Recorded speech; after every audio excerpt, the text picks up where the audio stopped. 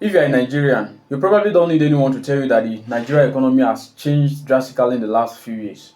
Fuel prices has changed. Fuel prices have changed. The food prices have changed. The value of the naira has changed. Transportation costs have changed, and the cost of living has changed. But here's the question I want to ask us today: has Nigeria actually gotten better? To answer this question fairly, you need to compare the economic approaches of two presidents, Muhammadu Buhari and Bola Tinubu. Let's start with Buhari. When Buhari came into office in 2015, Nigeria was already facing serious economic problems. The price of crude oil had fallen dramatically. Government revenue was falling, and the country was struggling with security problems. Buhari's administration, I would say, generally took a more interventionist approach. The government maintained the petrol subsidy, intervened heavily in the foreign exchange markets, restricted the importation of certain goods, and relied significantly on borrowing to finance government expenditure and infrastructure. One major advantage of this approach was that the Nigerians could buy petrol at relatively low price. So even when international oil prices were high, the government absorbed part of the cost. But there was a major problem. Someone had to pay for that subsidy, and that someone was the government. As the years went by, the amount of money required to maintain the subsidy became increasingly difficult for the government to sustain. Then came 2023, when Bola Tinubu became president, and almost immediately he took a completely different approach. On his inauguration date, he announced that subsidy is gone, and that single announcement changed the Nigerian's economy. Petrol prices increased sharply. Transportation became more expensive. Businesses that depended on petrol and diesel faced higher costs, some of them packed up. And eventually, the price of food and other goods increased. Then came another major reform.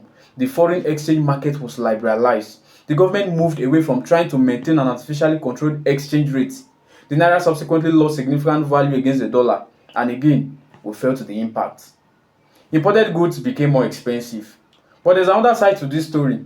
The government argues that these painful reforms were necessary. The argument is simple. Nigeria could not continue spending enormous amount of money subsidizing petrol while government revenue remained weak. Instead of using that money to subsidize consumption, the government could use it for infrastructure, healthcare, education, security, electricity, and other productive investments. And there are now signs that some of the macroeconomics indicators are improving, as some people argued. Nigeria's economic growth has strengthened, inflation has started coming down from its earlier peak, foreign exchange reserve has improved, and government finances have become more sustainable in some respects. But here is where the debate becomes interesting. And ordinary Nigerians actually better off, because there's a difference between improving the economy and improving people's lives.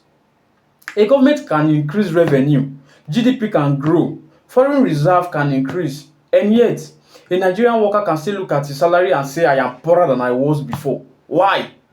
Because what really matters to an ordinary person is purchasing power. Can my salary buy food? Can your salary buy food? Can you afford transportation? Can you pay your rent?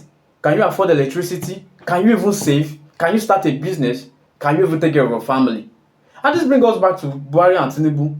Buhari's approach offered more protection from some immediate price shocks, especially through the fuel subsidy. But the system was becoming increasingly expensive and difficult to sustain. Tinubu's approach is almost the opposite. He has chosen painful reforms, with the argument that Nigeria must fix its economic foundation before the country can experience sustainable growth. So we have two different philosophies now. Buhari's approach was more interventionist and protective.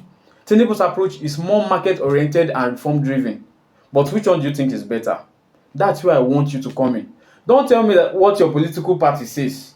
Don't tell me what your favorite politician says. Look at your own life.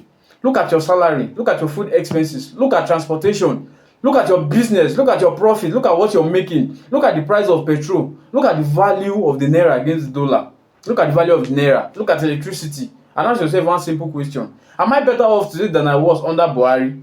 And there's another question, perhaps even more important. Do you believe Tinubu's current economic reform will eventually make Nigeria better?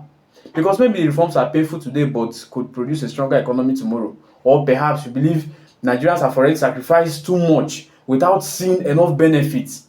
So Buhari versus Tinubu, one approach focused more on government intervention and protection. The other, Tinubu obviously, has focused more on removing distortions and allowing market forces to play a bigger role. But ultimately, the success of any economic policy should not only be measured by government statistics.